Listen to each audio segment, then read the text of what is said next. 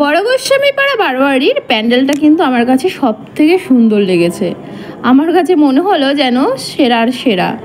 জানি না তোমাদের দেখে কি মনে হচ্ছে। সত্যি পুরো প্যান্ডেলটা দেখলে বুঝতে পারবে এত সুন্দরভাবে প্যান্ডেলটা করা হয়েছে। এখানকার থিম হলো মা। মায়ের সব কিছুই কিন্তু এখানে তুলে ধরা হয়েছে। একটা সন্তানের প্রতি মায়ের দায়িত্ব, কর্তব্য সব কিছুই কিন্তু এই প্যান্ডেলের মাধ্যমে তুলে ধরা হয়েছে। চলো তাহলে আমরা এবার ভেতরে প্রবেশ করি। দেবনাথ বাবুকে নিয়ে ওর বাবন ঢুকে গেল। আর এই দেখো এই জায়গার ঠাকুরটা হলো নটরাজ ঠাকুর।